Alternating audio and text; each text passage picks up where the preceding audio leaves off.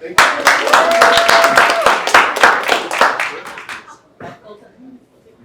Once upon a time, That's my son. in a land far, far away, life sucked, and that was just that. No, that wasn't the punchline, but you should see your faces. For in this land, there was no happily ever after, and people didn't expect one. Because in this land, people weren't arrogant or entitled. So they didn't wish on any stars or call on any fairies. The people in this land realized that damsels in distress are annoying. Prince Charming doesn't exist, and slaying innocent dragons never accomplishes anything. The people of this land simply dealt with their misery like adults.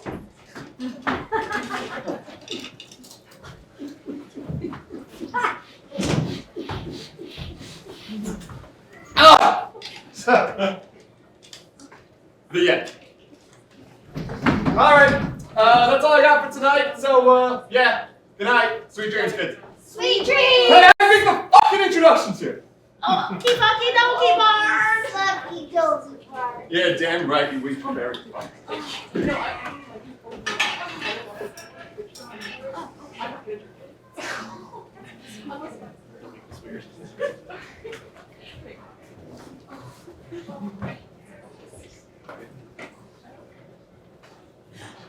Are you tired of listening to your husband constantly complaining? Shut up! Has your boyfriend forgotten the importance of romance? Maybe your man can't keep track of important dates like birthdays or anniversaries. Whatever the case, it's time to turn your average Joe into a Prince Charming. Now it's so easy with Instadragon. Simply pour the contents of your Instadragon kit into a container, add 1 cup of water, and stir.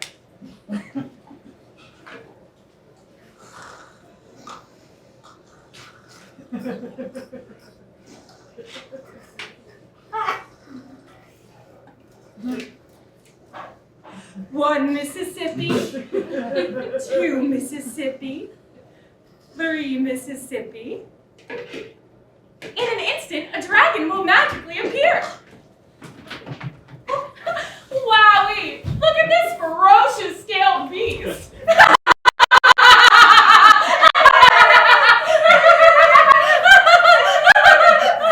that doesn't stir courage into your man's heart, nothing will.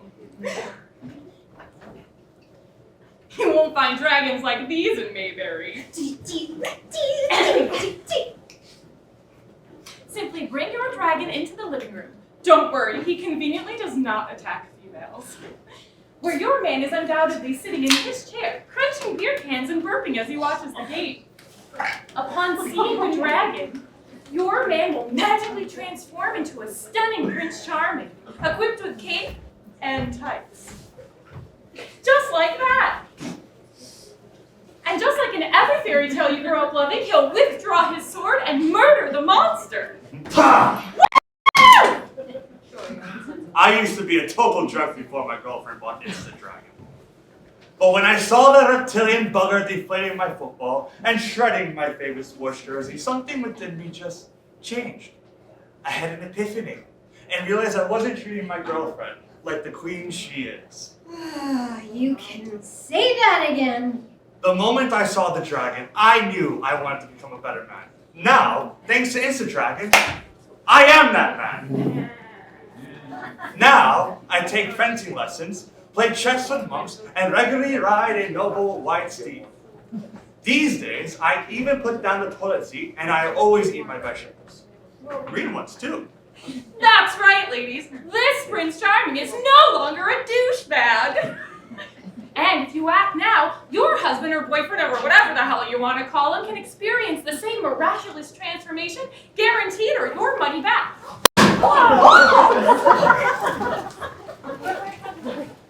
Remember, you deserve a man who understands the true meaning of happily ever after. Order Instadragon today for only $19.95 plus your soul and shipping and handling. They'll send your money order to a landlord going far away. Some restrictions may apply. Offer not valid anywhere in Europe, Africa, Asia, Australia, Antarctica, North America, or South America. Presenting the Merry Princess!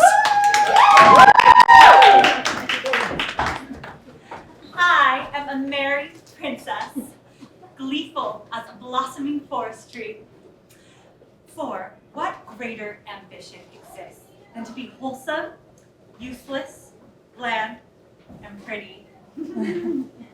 I can sing as gaily as a bluebird sings upon falling from his nest and hitting his feathery head. Which, in case you were wondering, is still as happily as a daffodil swaying in the breeze despite the sound of roaring lawnmowers approaching in the distance. Fairies handcrafted my dress, and elves tied every single bow, just like in the Golden Book series your pot-smoking teenage babysitter used to read to you when you were little. The books are probably banned now, but at least pot isn't controversial anymore. The Snow Queen simply winked, and my glass slippers magically appeared before me, faster than a pizza delivery guy. Of course, in your neighborhood, that may not be very fast at all. Ding dong! I may be medieval, but my fashion is always beautifully modern. Why? Because my physical appearance is what matters most to me. After all, Prince Charming won't propose if I'm frumpy and ugly. I better be shaved from chin to toe. My lashes better be curled. And if a single flyaway pops up on my mane, I may as well kiss that engagement ring farewell now. I buy diamonds. I buy gold. I buy the best part about marriage proposals. If you think engagement rings are just an antiquated symbol of male ownership and dominance, well, then seeing a sparkling ring welded by dragon flames may just change your mind. Bling bling, girl! You think I should have higher aspirations than commodifying myself for all potential purchasers? You think there should be more to life than worrying about applying and reapplying ruby red lipstick all day? You think I should read the great books of the world and engage in meaningful conversations with thoughtful, educated individuals, the type of assholes who drink only the finest of wines and teas? You think I should donate my money to charity instead of throwing it away on fancy handkerchiefs that I can drop as soon as a handsome knight enters the room? Good riddance, pretty boy! Bend over, Princy! Fill up, Prince Charming! What do you think the resale value of this is? Not enough. Look around and find out. 3 billion gold coins! Oh, silly red blood, trying to be revolutionary, are you? Trying to fight for my rights as a woman, as a human being who deserves to enrich her mind just as much as any white male Protestant. Wasps! You just don't understand. I want to sit on a toadstool, counting daisy petals all day. Then sit on it! Yeah, get it, girl! Getting it! I want to admire myself in the mirror for hours on end. Beautiful. Especially the way my eyes gleam like gentle mountain streams. I like myself. I'm worth a lot. Damn right, don't say I'm not! Narcissist! I want to daydream about my wedding day and all of the unicorns and pixies. Here comes the bride! Big fat one! Cake in the face! Ribbon tie! Presents galore! It's all scam! Scam! How can you say that? Haven't you read the magazines? Pinterest. Instagram. OnlyFans! Sorry, wrong one. Excuse me. I know. This is yours. Yeah, you're damn right it is. Haven't you ever heard of a script? Of course I have. I have my equity card. Okay, then do your job. I just get restless sometimes. Okay, but this is show business. This is work, not fun. Can you believe this is a real job? Whatever, back to work. Whatever you say, boss.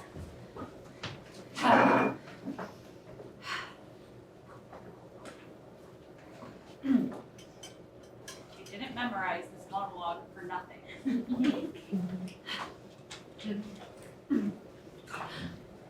I want to go house hunting for the perfect palace, especially if it means finding a bigger, lovelier one than what my girlfriends own. Jealous bitches!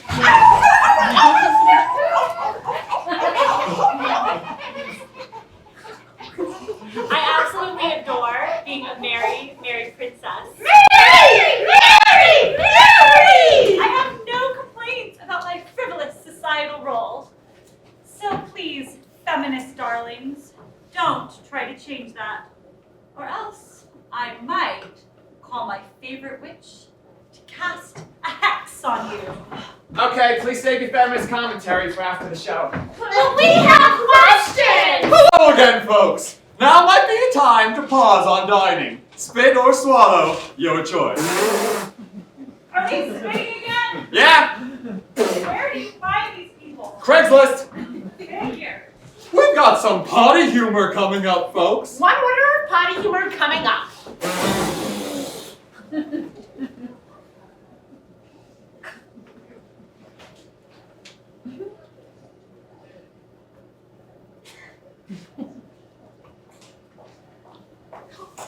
Using a public restroom is an underappreciated art, ladies and gentlemen. But don't let that discourage you.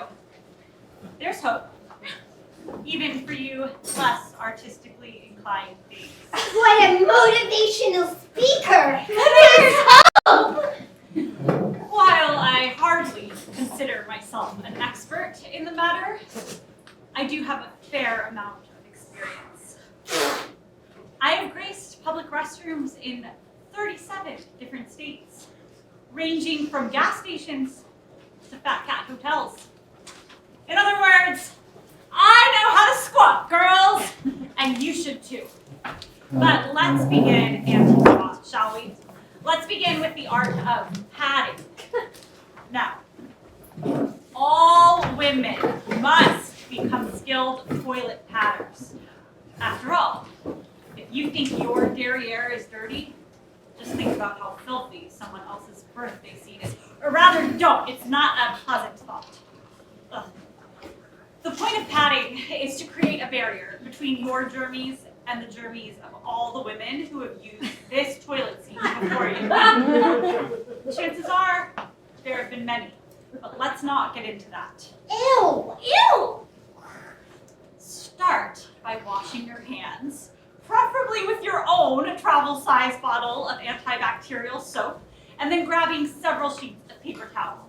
Now, if there's no paper towel, you will have to use regular toilet tissue instead, and if that's not available, well then I pray you brought paper with you.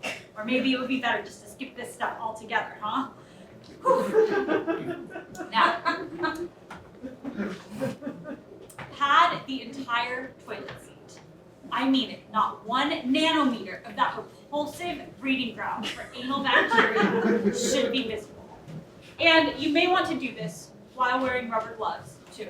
And don't forget these! Now, once the seat is completely padded, you must proceed to squat. Because padding alone is simply not enough to ensure your absolute protection. Now, there are 3 ways in which you can go about these commode gymnastics.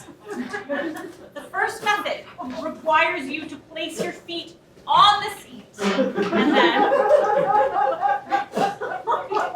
well, you know, the benefit of this method is that you're better able to control your aim than in the second method, which requires you to position yourself over the seat. Hover over the seat without actually touching it and keep your feet on the ground. This method definitely demands strength, but unlike the previous method, you do not have the danger of slipping and dunking your shoes into the toilet bowl or falling off the toilet altogether. Ouch! And ew, if you're unfortunate enough to hit the floor. So focus on the graffiti on the wall and concentrate on those thigh muscles if method 2 is for you, sweetheart. Method 3 is the least physically straining because it requires no squatting at all. And the thing about method 3 is it will most likely result in you leaving the bathroom with pee on your leg. You stand over the toilet seat and just go. This is a dangerous method if you're 1, on a hot date, 2, at church with your great Auntie May, or 3, attending an important business meeting. But if you're on the go and your bladder won't stop irking you, do what you gotta do. Just be prepared to wipe your inner thigh and spray disinfectant on your entire body afterwards. In fact, why not take a whole shower? Call a cab and just go home. Your company can wait. You should have gone to the toilet there in the first place. But if your company cannot wait and you cannot use your own bathroom, remember this. No matter what squatting method you choose, never, never forget that padding is essential. In case you do lose your balance, you can safely land on the paper rather than the bare toilet seat, which is far less icky. And from a more altruistic standpoint, it minimizes the amount of urine you leave on the seat. We all know how disgusting it can be when you walk into the stall and find something yellow on the seat. Once you've gone about your business, you must clean up after yourself. Throw the paper away in the trash can, not the toilet, as it may clog it, and then wipe up any remnants on the floor with a paper towel. Also make sure that there's no paper or pee left on the floor. You may now exit. Now, you must wash your hands. Remember, you must do this before you do any crimping. Applying lipstick after urinating without washing your hands is the near equivalent of drinking your pee. Wait for the water to get warm, not hot, which will damage your lovely pores, and then rinse your hands for a full 15 minutes, not seconds, minutes. Count if you like. 1, 2, 3, 4, 5, 6, 7, 8, 9, 10, 11, 12,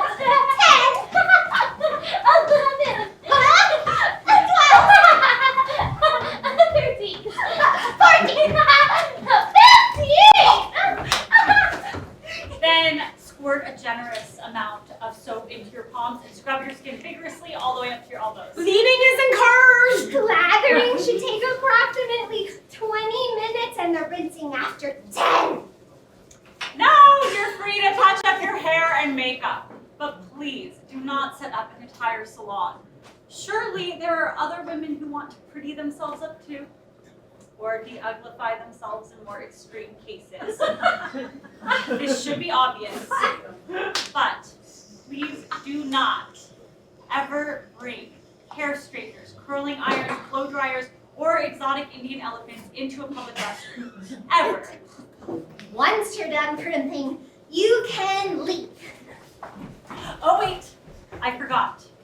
Spray some of your best perfume in the air before you go. Come on, be a lady. No one wants to smell your stench. Ew! Just hold your noses.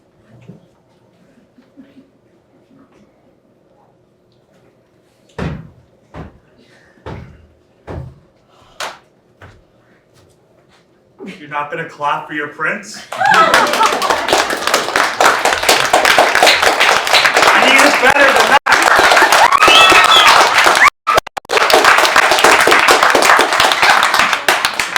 Oh look, another admiring crowd. You're probably here to congratulate me for rescuing another damsel in distress or slaying another scaly beast.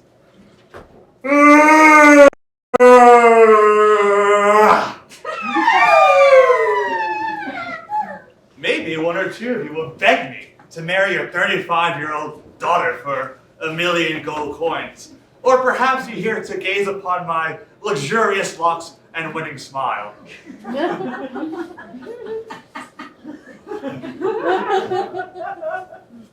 I should know the peasantry's reason for marveling at me. I must seem perfect, untouchable, like something out of a catalog from a store you can't afford. But what if I told you? What if I finally confessed I was nothing more but a fraud. That's right, a liar. This crown's a cheap plastic knockoff courtesy of Bargain Castle. You think I was born with it? Oh no. Imagine what that would have done to my mother's womb. Or does. It's a tad gruesome.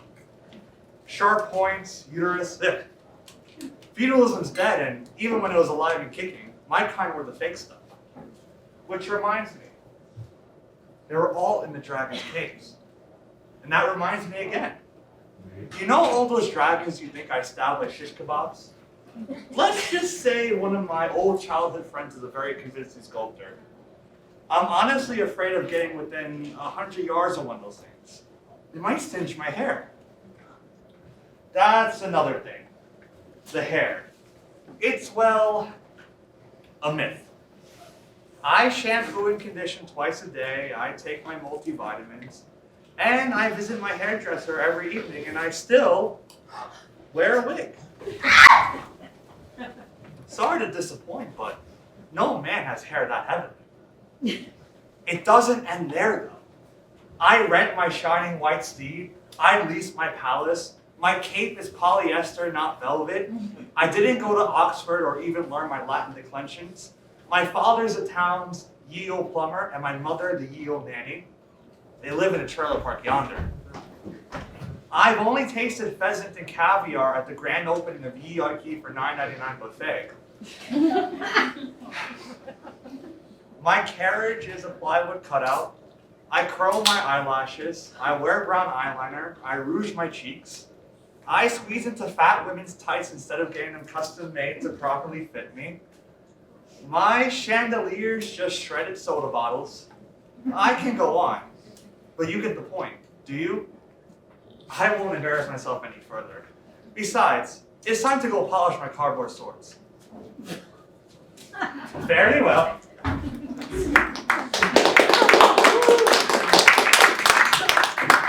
Sorry, gals. I just roasted and gobbled up the last Prince Charming in all the history of the world. I know you were all scrambling to find him, but now it's too late. I guess you'll have to settle for Mr. Tolerable, average-looking, and wealthless instead. At least you'll have some very normal-looking babies. Wait, did that guy just say Prince Charming didn't exist in the first place? We didn't want him anyway! You sure about that? Positive! This scene is brought to you by Pixie Peanut Butter, the peanut butter brand preferred by Pixie folk everywhere. And Centaur chocolate. Chocolate's so good, it must be magic!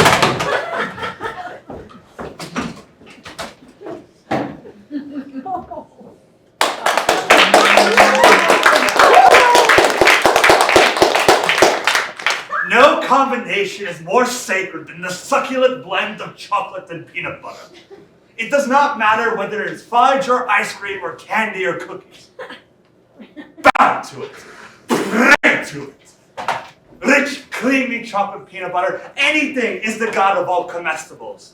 Forget ultra cheesy lasagna or mom's homemade chicken soup, for they are merely delicious. Only chocolate peanut butter has the power to heal and redeem in the most righteous of ways. One nibble and you're not in heaven, rather heaven becomes a part of you. You are heaven because something so morally erect has entered your body. Forget serving wafers and wine at communion, take only chocolate peanut butter.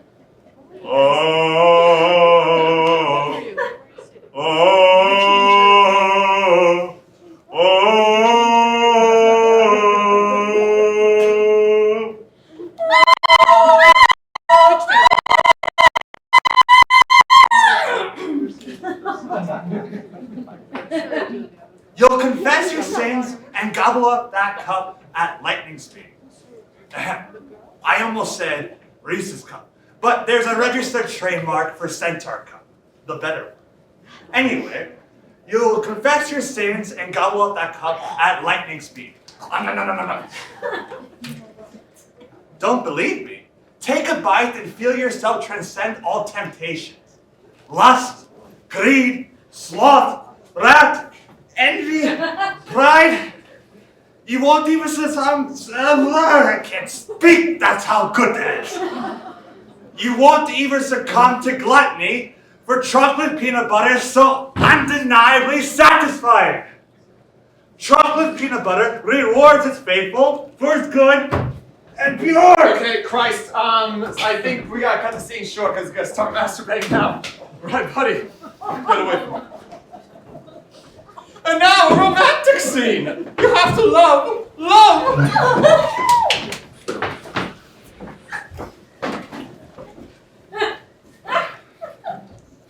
We've been dating for a long time now, Zoe, and I've been thinking.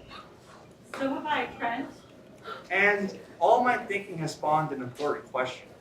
Really? Because I've been wanting you to ask me this forever. You're more excited about this than I expected you to You be. have no idea. Well, in that case, will I you... will. You sure you want to be a bridesmaid to my sister's wedding?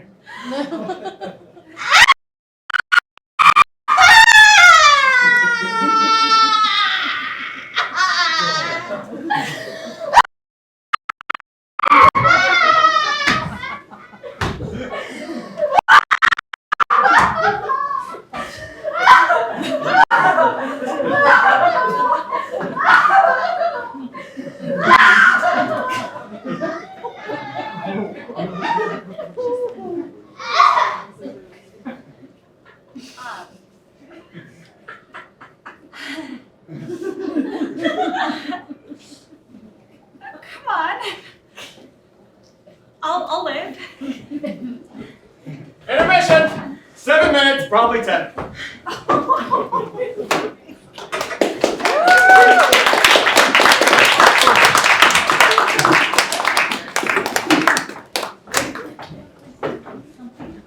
You know? No.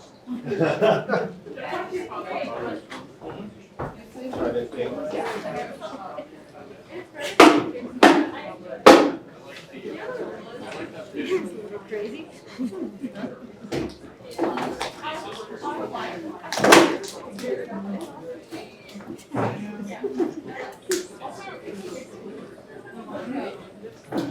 So, have you ever seen, it is a lot. Screen version. Oh, yeah? Yes.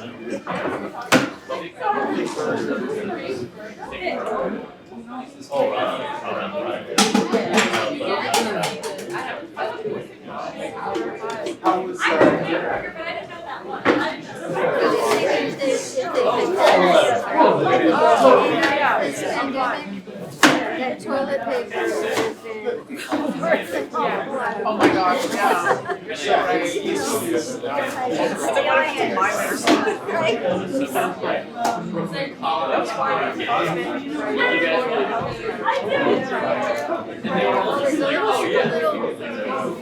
peculiar for me before Omicron raised its ugly head. I just had this sense of nothing provoked it. Should I be getting more toilets? Yeah. Do I have enough of this? Yeah. So every time we would go to the supermarket, I would get paper towels and toilet paper. And I felt like a crazy person. Or I have turned into a crazy person from this point.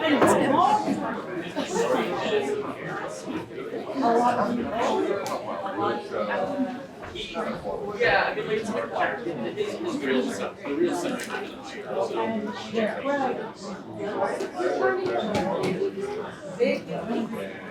No, it's not like. It's not like it's trying to make you. It's like.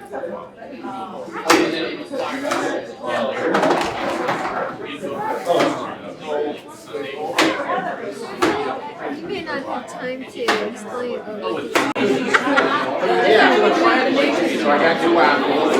Peeling it was the Yes, I know. Yeah, I was never too good at that either when we would go camping,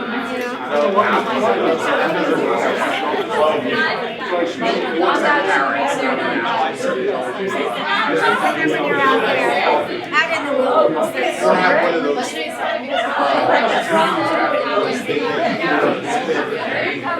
So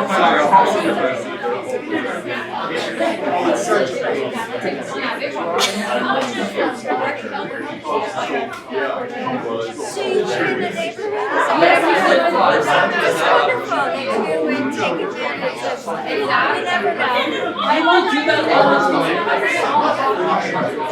Yeah. Are you still on?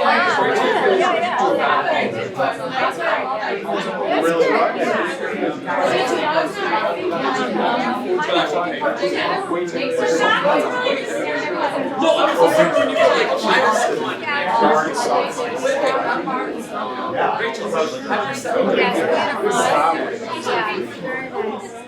That's good. I live in New Jersey. I live in a town called Montclair. And, I grew up in Manhattan. And with my family, well, we moved to Colorado actually. And then, I loved it. Yeah, there's a lot there. That's where a lot of camping came in. And then when we moved back east, I just didn't want to live in the city. So we moved to Montclair. And I really That is what it is.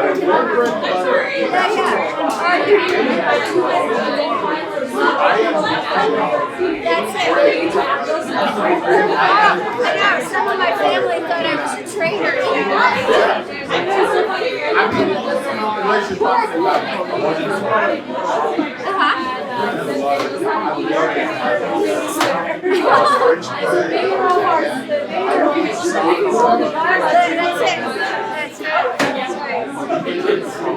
What I like about it, it doesn't take that long to get.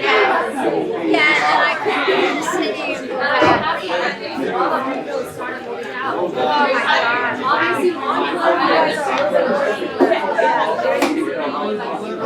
Right. Yeah. Oh, that whole. Oh my God.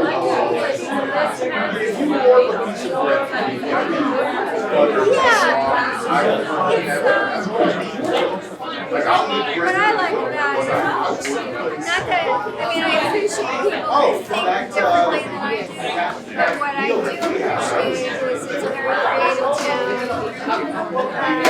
It is a little more democratic. And,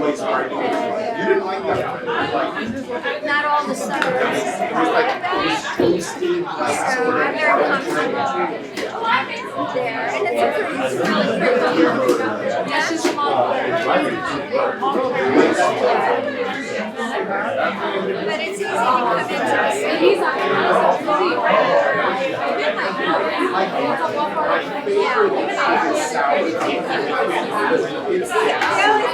Near the metropolitan area. It's expensive, so it is. I mean, you guys should know that. Respect the fact that you can figure out how to be living here. I don't know that I can figure it out right now.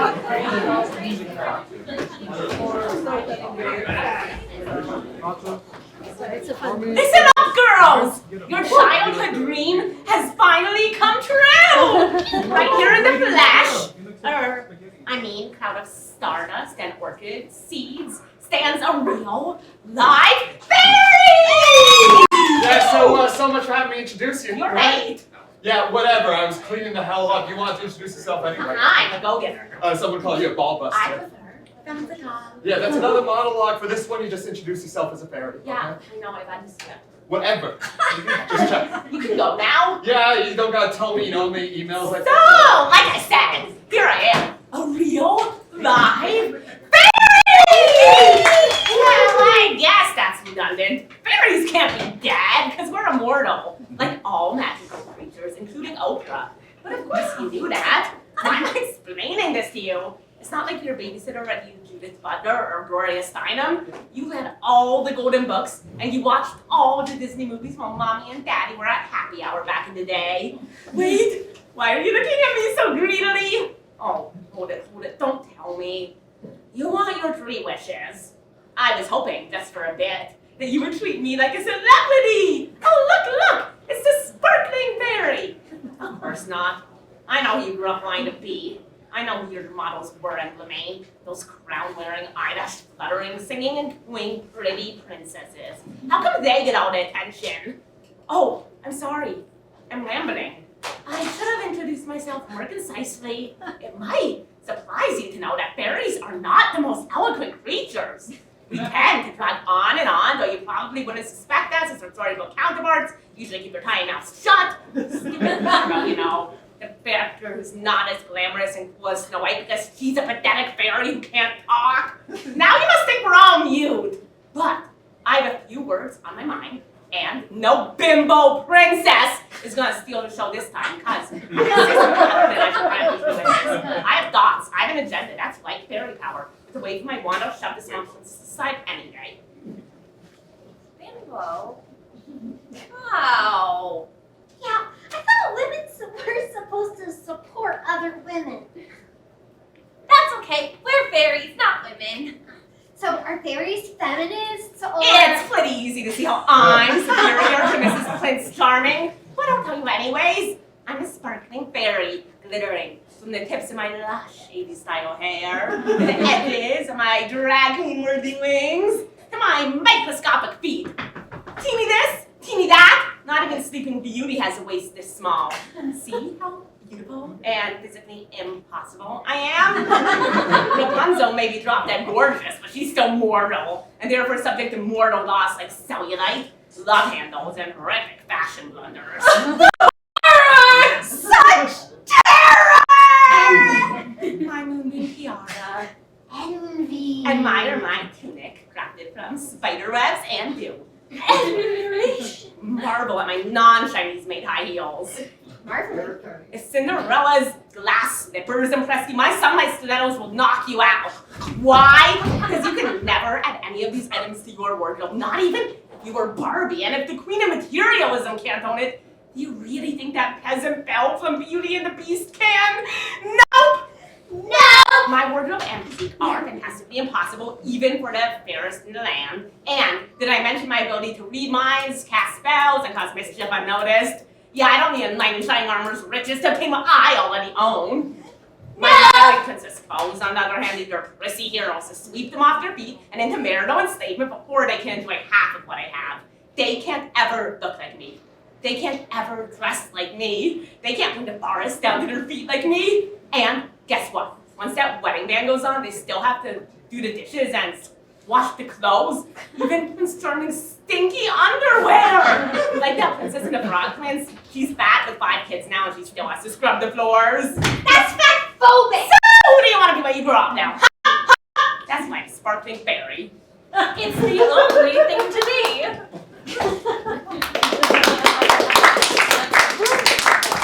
And now for a heartwarming scene between Dragon Father and Dragon Son. Yay! Family time! Oh. Yeah. Daddy Dragon! When I grow up, I want to be a knight in shining armor! Dragon Son, I have something I have to tell you. I lied when I said you could be anything you want to be. Liar! Liar! Hands on fire! Ready for some melodrama? Yeah! Let's go!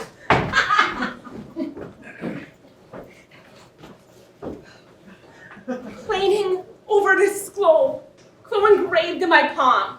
My heart sometimes ponders if they will ever read this. My heart sometimes wonders if they will ever appreciate the works I've bled for, with hands wounded by the thorns and roses I light up so religiously. They inhabit my imagination, in a land where sparrows sing forever. Will these words cling to their minds once they drink them, or will they be ablated and melt into the years?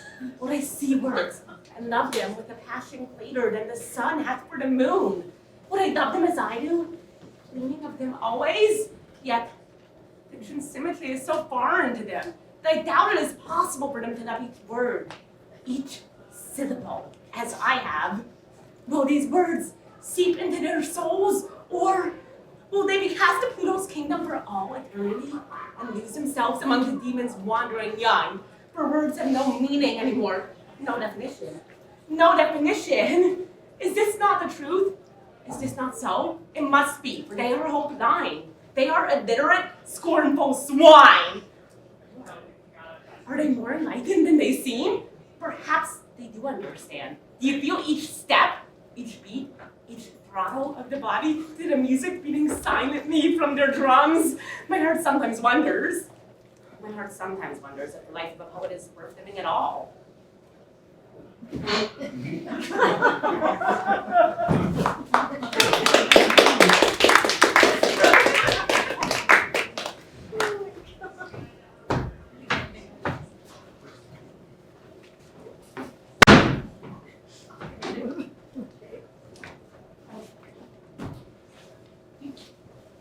Wow!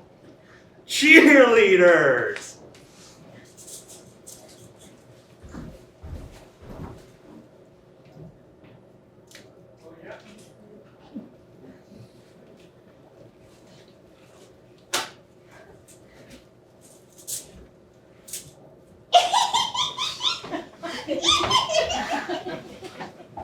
Come on, man!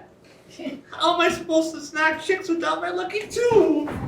And now another spinster. I mean realist. A woman with history! I get the last fucking word here, okay? A woman with personal history. Personal history! Thanks for the intro. I needed some extra time to review my lines. I get it. I always hope to be casting things with as few lines as possible. Yeah, a gig's a gig. I don't know, I wish I had more lines. But then you'd have to work! That's a lot of effort. Basically, it's like having homework every night until your crappy show goes on. You could be drinking instead. Are all actors alcoholics? Let's give it up for the princess!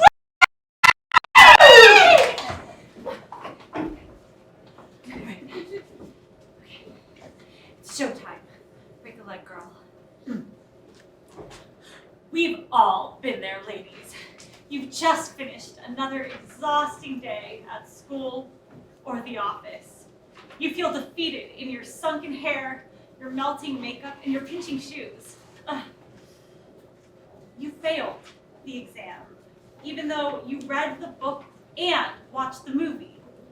Your boss was too busy checking out his bimbo secretary to pay any attention to your brilliant report. Some witch bought the last diet soda in the vending machine, and mystery meat's the only item on the cafeteria menu. All you want to do is go home and roll off the pantyhose and pamper yourself chick flick style.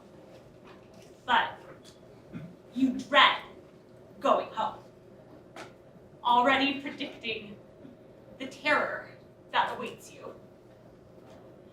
Unthawed steak, unbathed children, and an unfulfilled ruler of his own imaginary kingdom.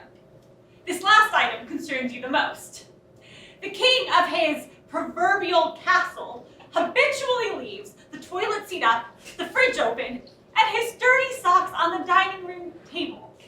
Now, most women, and men for that matter, would refer to this as typical guy behavior, but your man's annoying habits surpass normal guy things. You're not sure if he's just watched Monty Python and the Holy Grail too many times, or if his mother dropped him on his head while watching reruns of fractured Fairytales. You just know that your man is the definition of a royal pain. He's not just a jerk, though. A medical explanation does exist.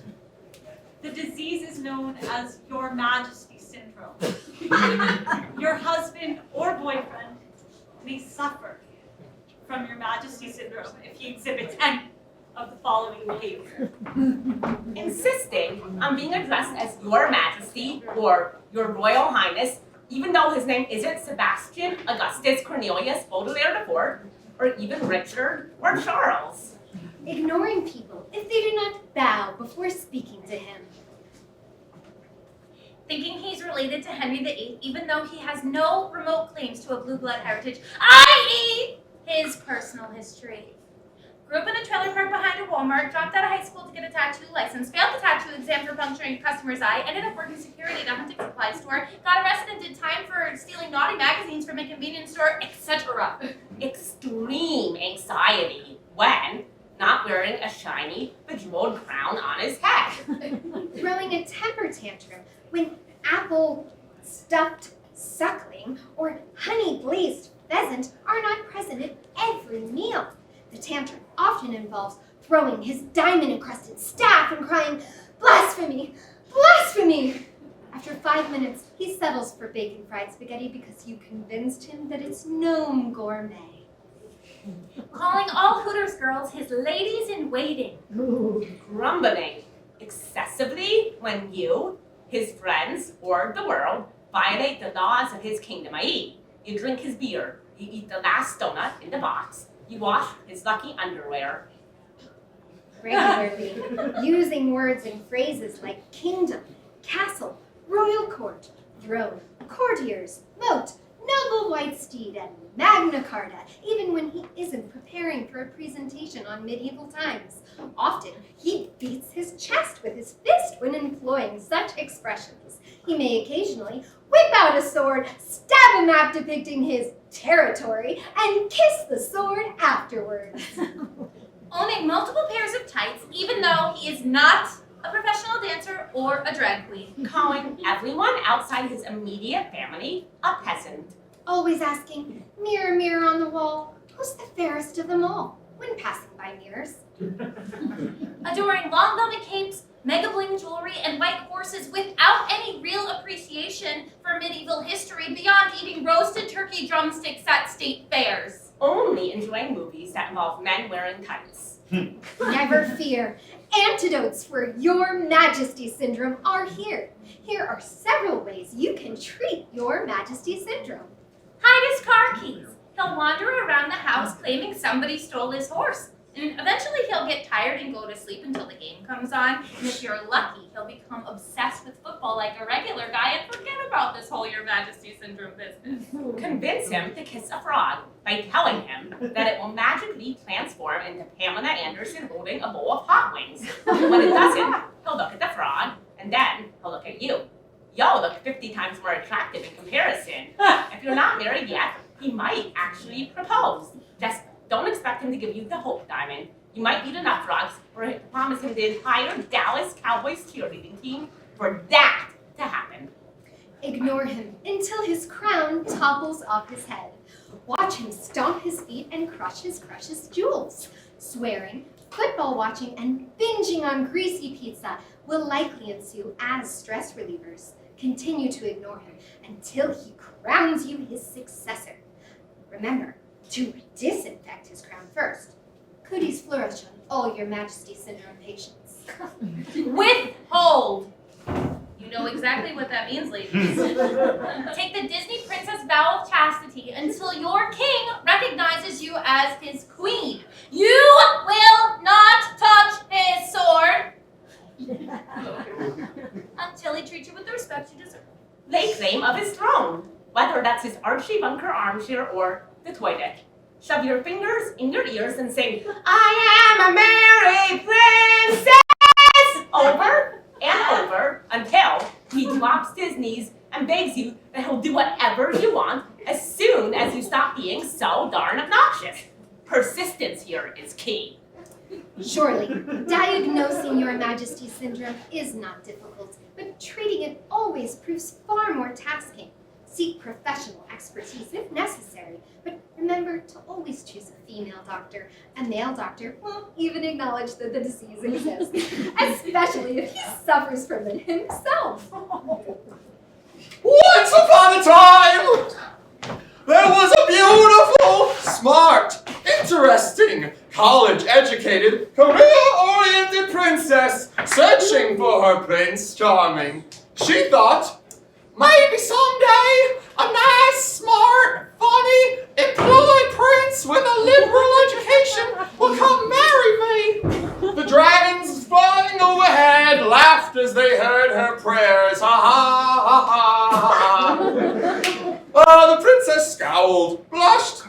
returned to her personal library, where she sat, cat on her lap, reading Happily Ever After. The end. Is that really the end of this scene? Yeah, that's it. Okay, but they're usually longer than that. Even the scene with the dragon father and son had 2 characters in it. This didn't even have any dialogue in it. It was literally just your monologue. Why are we even here? I turned down another gig for this. I just wanted to stay in. I'm kind of hungover. We know. We weren't going to say anything. Yeah, we're like really supportive scene partners. Okay, but you're calling me out now? We're not the Titanic. Unsinkable. Titanic sank? Yeah. I've always been better at mythology class than history. No one's being graded here. We just have to sell tickets. And Right. drinks. Don't forget drinks. 2 drink minimum! Scene.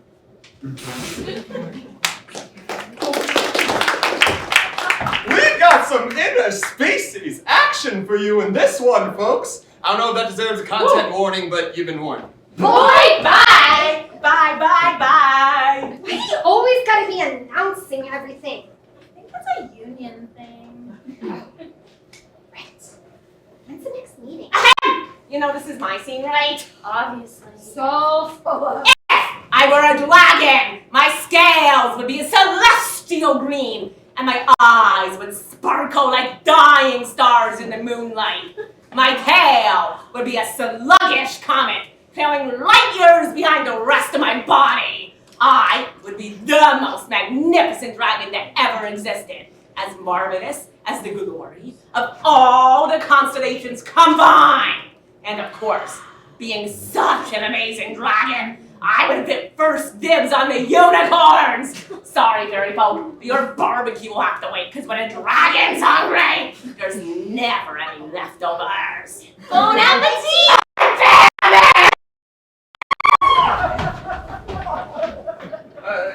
And now for a real fairy tale. Do you need us for this one? No!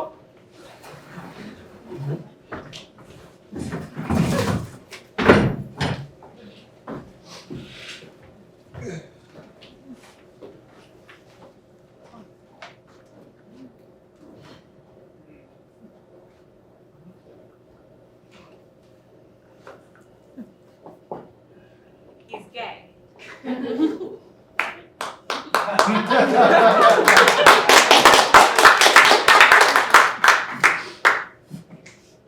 I'll always remember the day that Stephen told me. We were sitting in the park on this granite bench, which he complained scuffed up the seat of his pants. He was licking an ice cream cone and plucking the lint off of his pants. Well, I was just there. You know why I was there. Stephen was beautiful.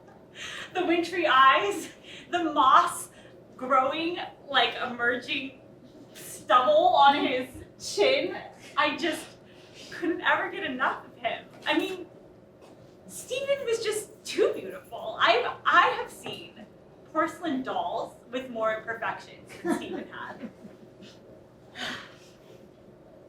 But anyway, back to those white pants of his. They've been his favorite article of clothing ever since he bought them at a Chinatown market about 5 years ago.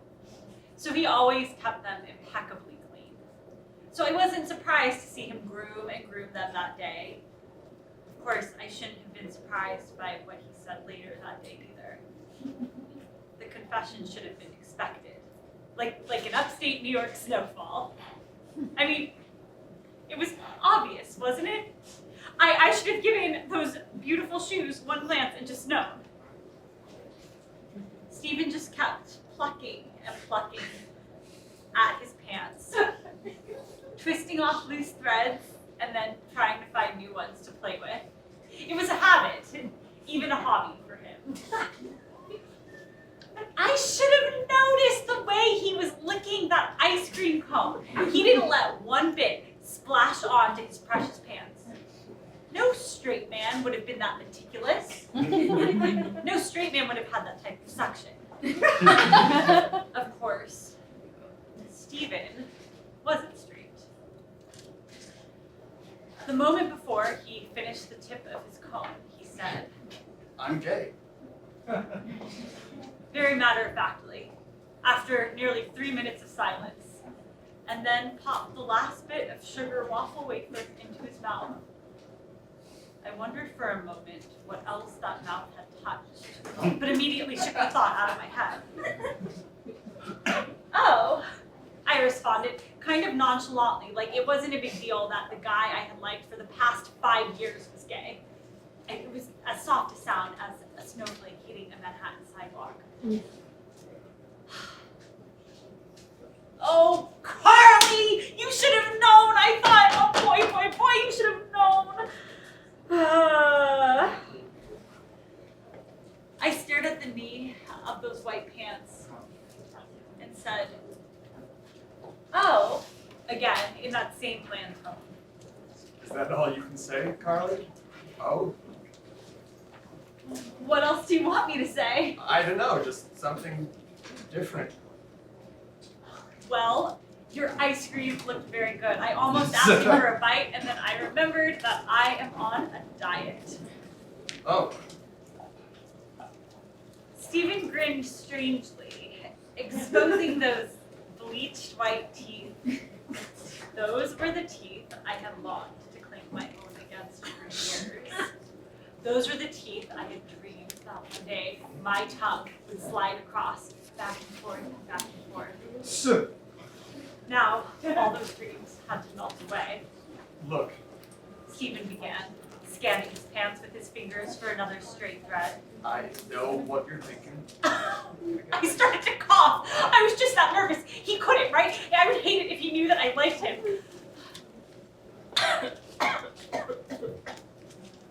You do? Of course. Don't you have something you want to confess to? Continue coughing. Look, it's fine. I know it's not an easy thing to admit. What do you... I mean, this is the first time that I've ever told anyone about it. My own parents, my sister Alice, our friend Dave, none of them know. Yeah. What are you talking about? It's okay to be gay, Carly. That's what I'm talking about. It's okay. I want you to understand that and be strong enough to admit who you truly are. Stephen was practically yelling at this point, but smiled all the while with that sugar-plum-berry expression of delight. Are you implying? I'm not implying anything, Carly. I already know the truth. I don't have to make assumptions because I already know. Stephen, Carly! he shouted it mockingly. Like, why was I making such a big deal? Like, I was overreacting. Like, my embarrassment didn't matter. But did Stephen really think that I was gay? I mean, how could he, when I had such a huge crush on him for the last 5 years? And weren't my bi-monthly trips to the salon and my girly Mary Jane trademark shoes convincing enough? I mean, I wasn't exactly as vain as a supermodel, but I tended to my appearance. I paid as much attention to my looks as any other heterosexual female I knew. Of course, I could only use that argument in my defense if I wanted to deny that I was butch. And Stephen sensed this hold only a moment before I thought it. Oh, you're Dolly, aren't you? What? You're lesbian, but you're still feminine. You're Dolly. Please keep in mind that this was 2005, folks. We say femme now. Oh, no, I responded, but perhaps too slowly to be persuasive.